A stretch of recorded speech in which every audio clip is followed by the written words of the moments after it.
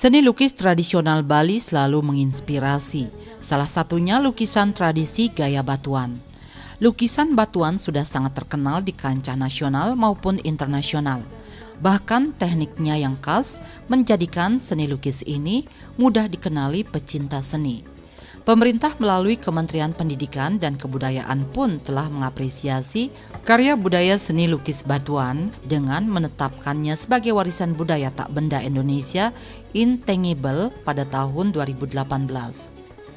Salah satu pelukis Bali yang ingin meneruskan dan mengembangkan gaya lukis batuan adalah Made Sujendra SPD. Seperti apa upaya Made Sujendra melestarikan seni lukis gaya batuan? Ikuti Taksu Bali TV berikut. Imade Sujendra yang dikenal dengan sebutan Lepo lahir pada Agustus tahun 1964 di Banjar Denties, Desa Batuan, Kecamatan Sukawati, Gianyar. Ia tertarik seni lukis sejak kelas 3 sekolah dasar. Waktu muda, Sujendra belajar melukis dari ayahnya Iwayan Kabetan dengan mengawali dasar-dasar motif dan ornamen tradisional Bali. Pada tahun 1970-an, Sujendra mempelajari lukisan legong dan pada akhirnya menguasai lukisan gaya batuan. Lulus SMP, Sujendra mengasah ilmu seni rupa di SMSR. Kemudian melanjutkan pendidikan di FKIP UNUD Singaraja, Prodi D3 Pendidikan Seni Rupa, kemudian melanjutkan S1 di STKIP, sekarang Undiksa Singaraja. Bakat melukisnya makin berkembang hingga menemukan karakternya sendiri. Sujendra yang sehari-harinya guru seni budaya di SMP Negeri 1 Sukawati ini mulai pameran karya tahun 1985 di Art Center Taman Budaya Bali dalam rangka Pesta Kesenian Bali.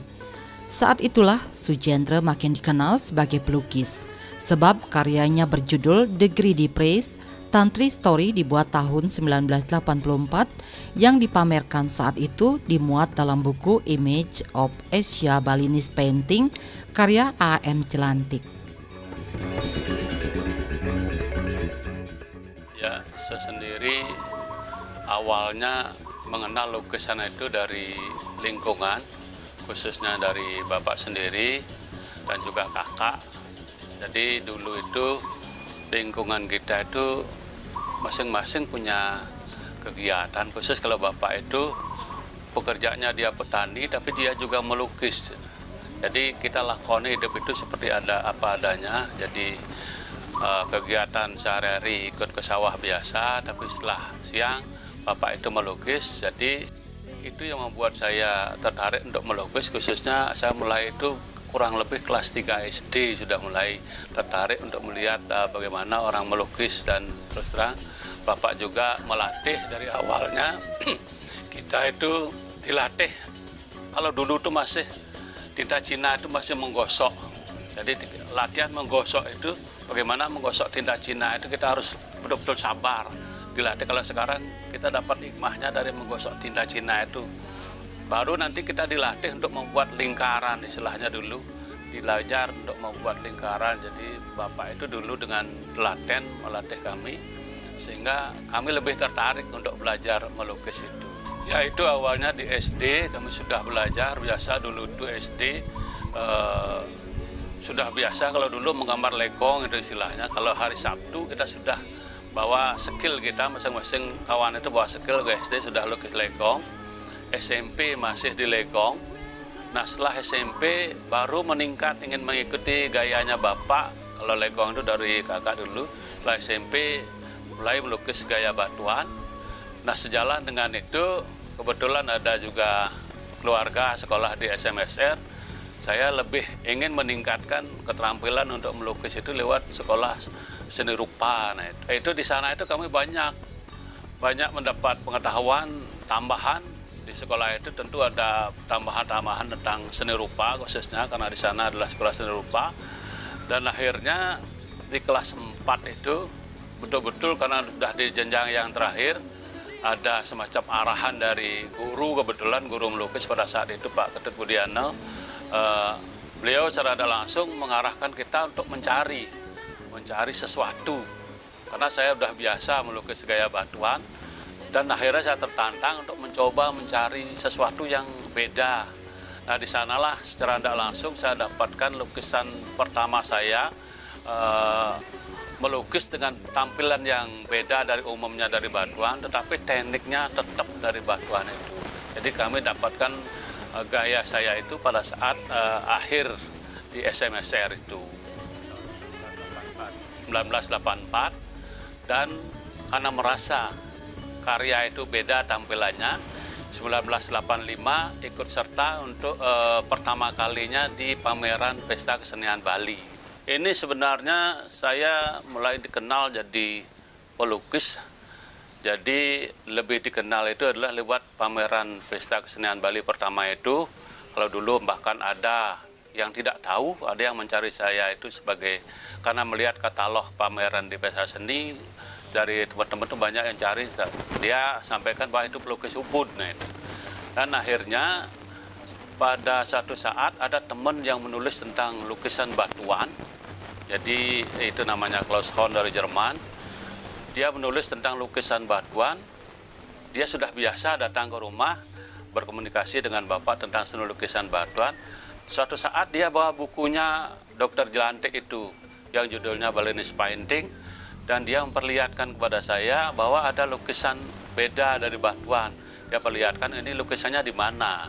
Saya menunjukkan bahwa lukisan itu adalah buatan saya sendiri.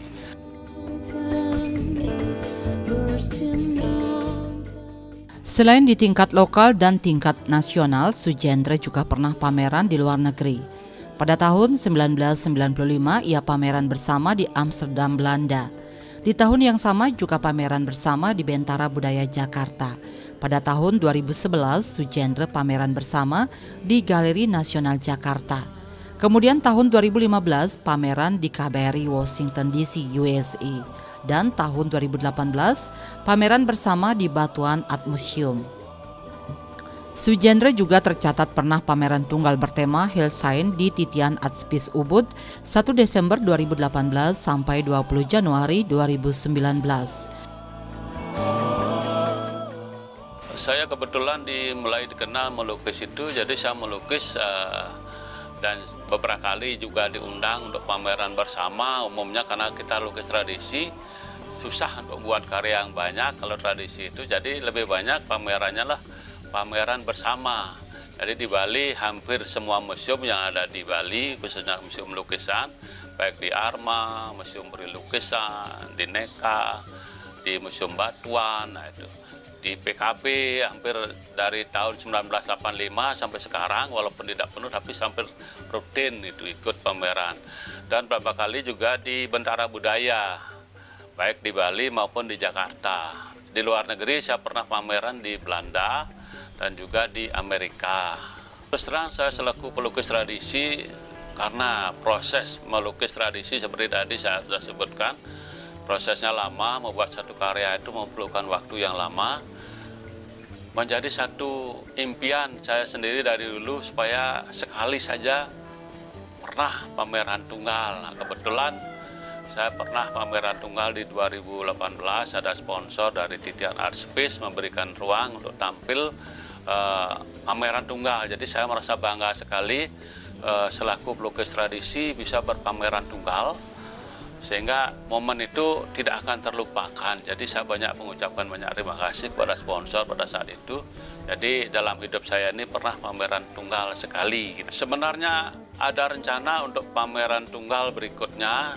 Terus terang saja saya kepingin pamer semacam journey, pameran tentang karya saya sendiri dari SD. Kebetulan saya punya karya masih satu yang dari SD, dari SMP, dan berikutnya sampai yang sekarang.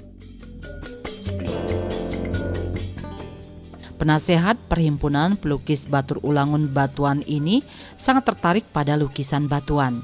Bahkan suami Ketut Ernawati ini sangat bangga punya leluhur yang telah mewarisi lukisan batuan yang memiliki keunikan tersendiri. Menurut ayah Iwayan Budiarte SDS dan Made Eva Yuliana SPD ini, stil atau gaya lukisan batuan memiliki teknik yang bertahap. Ada istilah nyeket, nyawi, ngucek atau ngabur, mayunan atau nyigar, membuat motif, anatomi, mewarnai, dan terakhir ngidupan. Ciri lukisan batuan tidak ada perspektif, sifatnya memedek, padat atau tidak menyisakan ruang. Lukisan batuan banyak tema dalam satu bidang kanvas. Temanya beragam dari filsafat yang diambil cerita tantri hingga kehidupan sehari-hari. Dengan teknik yang bertahap demikian, maka diperlukan kesabaran dalam melukis gaya batuan. Sujendra ingin meneruskan dan mengembangkan lukisan gaya batuan ini agar tetap ajak. Bahkan Sujendra yang menjadi ketua Perhimpunan Pelukis Batur Ulangun tahun 2012-2017 bersama kawan-kawan dan kepala desa berhasil memperjuangkan agar lukisan gaya batuan menjadi pelajaran ekstrakurikuler di SD-SD di Batuan. Dengan dijadikan pelajaran ekstra di sekolah, Sujendra berharap terjadi regenerasi pelukis.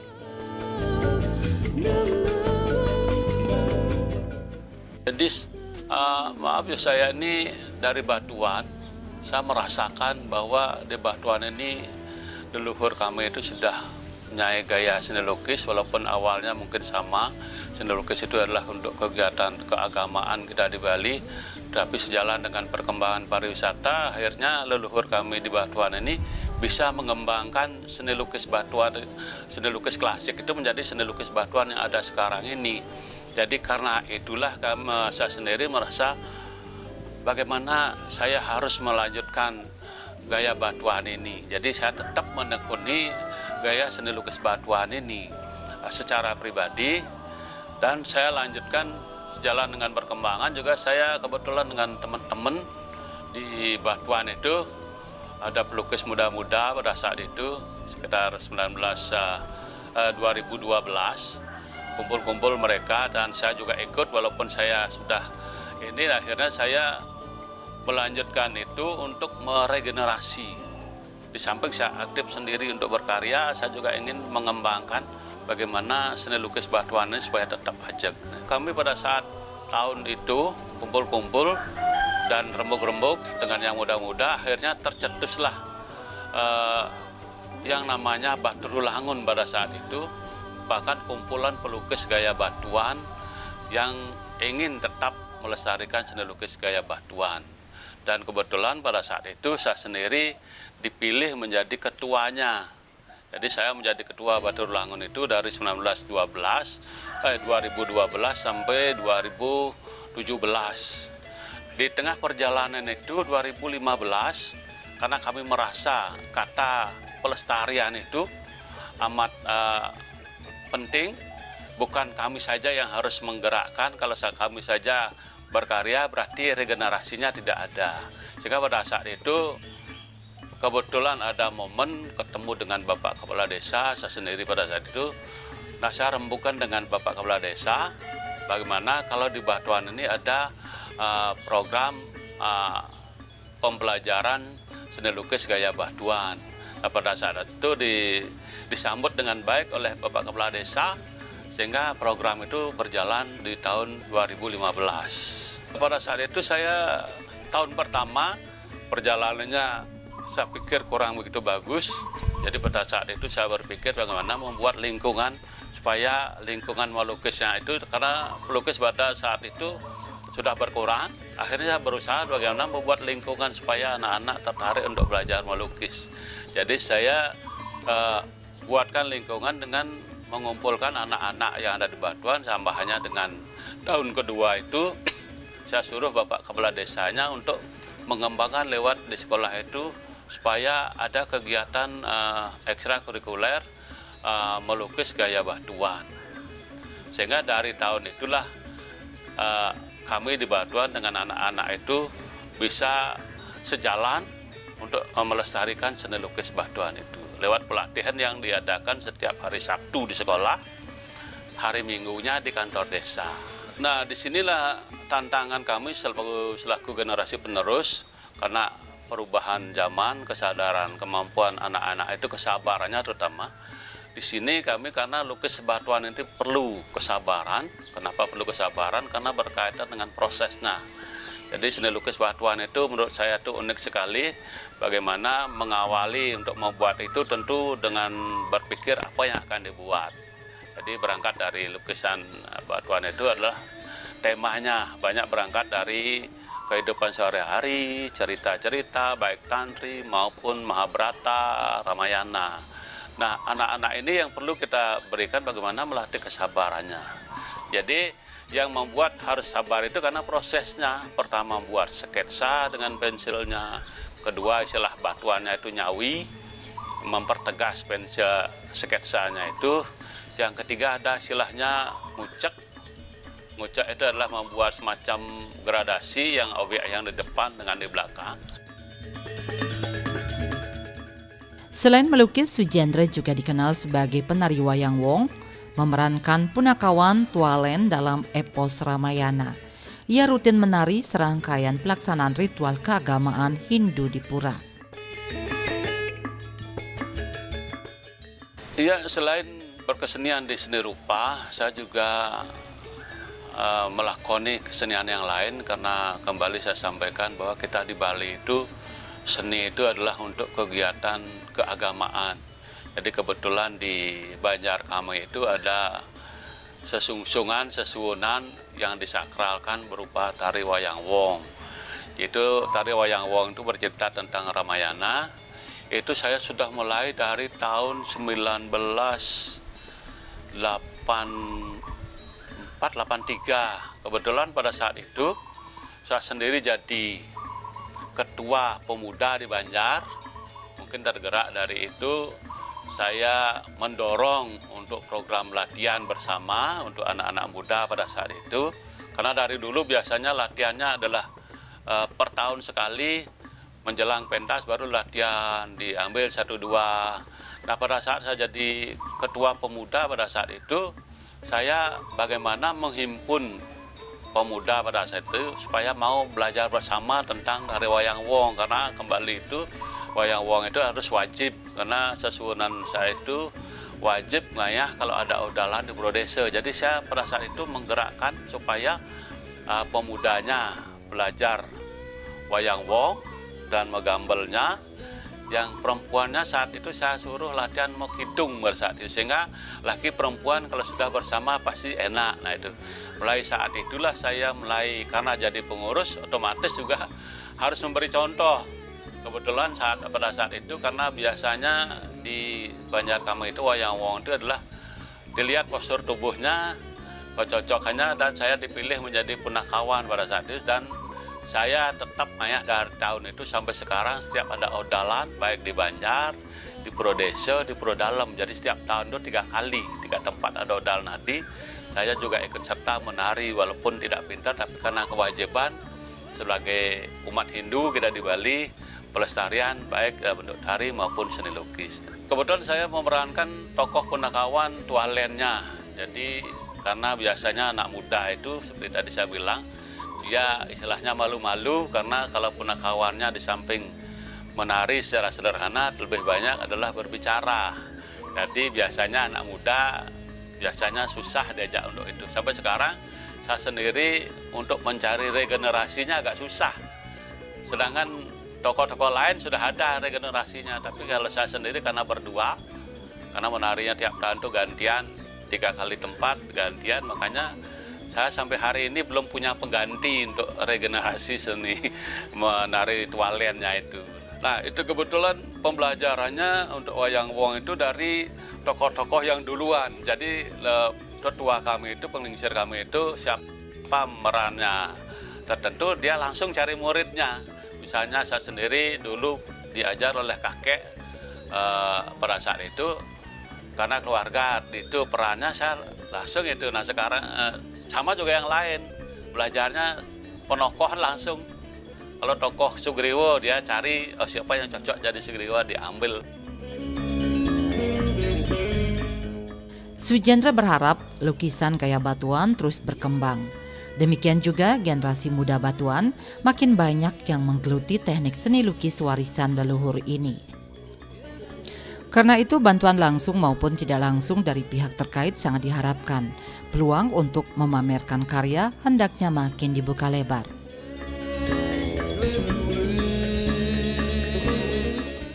Tentu kedepannya kami berharap seni lukis batuan ini tetap lestari, karena seni lukis Batuan ini sudah mendapat pengakuan warisan tak benda dari pemerintah pusat.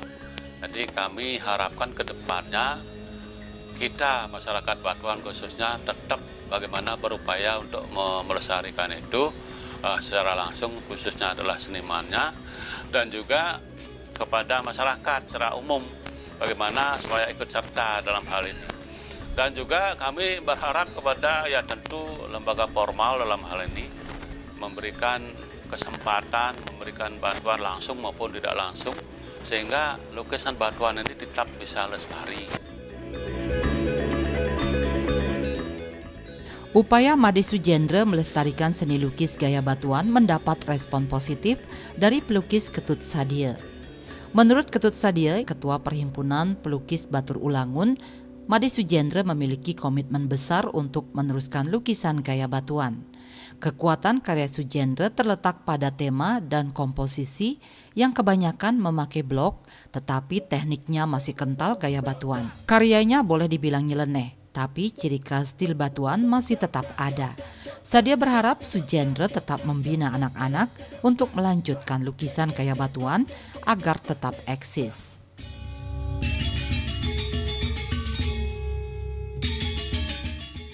Dalam berkarya memang Pak Sujendra niki memang boleh dibilang lain dengan yang lain, walaupun secara teknik tetap ya stil Batuan, tapi pada umumnya lukisannya kalau lukisan Batuan pada dasarnya padat ya. Kalau dia kebanyakan pakai blok, tapi tetap bagaimana ciri khas Batuan itu masih kelihatan di sini, karena secara teknik dia tetap menjalankan itu. Itu sosok Pak Sujendra, dan beliau juga pernah sebagai ketua kami Batur Ulangun yang pertama kali itu periode 2012-2017.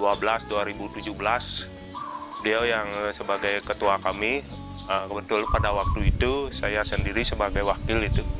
Dan sekarang sudah dilanjutkan kepada saya, bahkan sedang berakhir sekarang itu. Itu sebenarnya sosok Pak Sujendra, walaupun lukisannya boleh dibilang nyeleneh, hampir tidak menyamai lukisan Batuan, tapi secara teknik dia, walaupun gurunya ayahnya sendiri Pak Kabetan namanya, dia asli karya Batuan, padat dan sebagainya.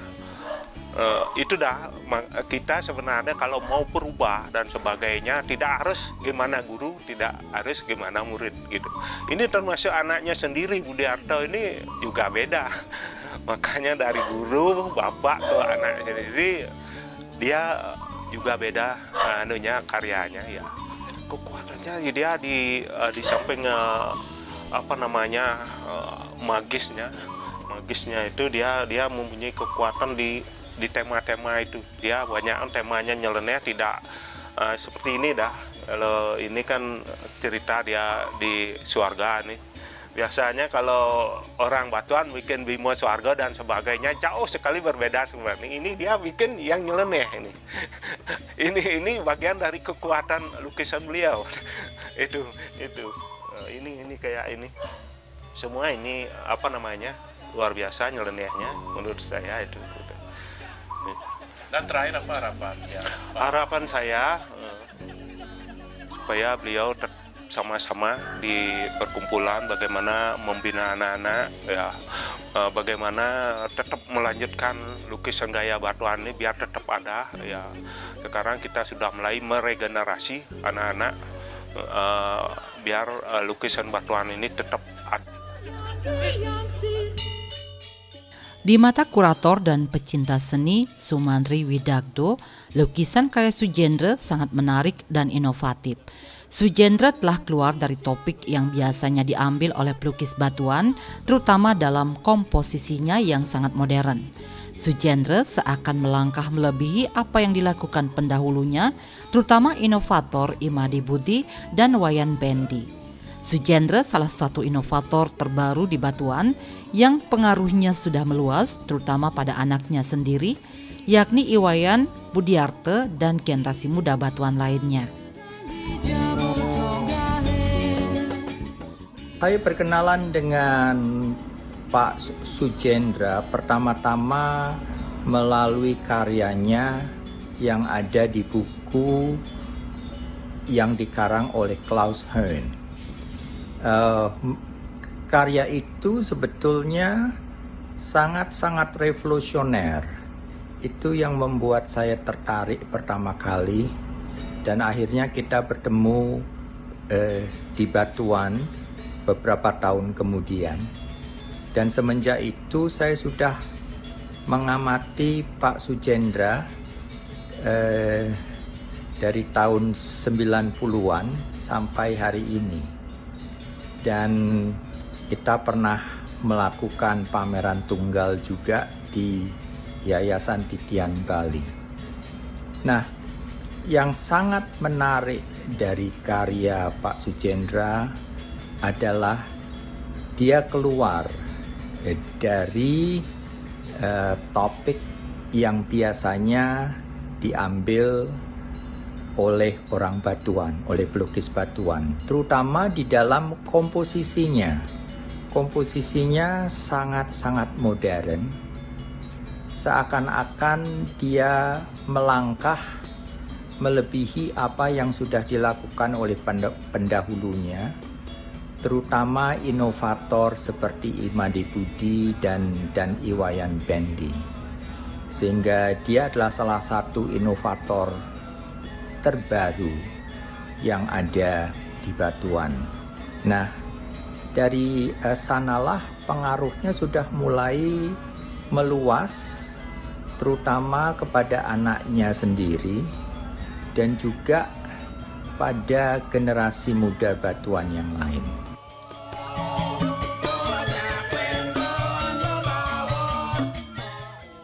Pemirsa, demikian kiprah Made Sujendra dalam mengembangkan dan melestarikan lukisan gaya Batuan. Semoga menginspirasi.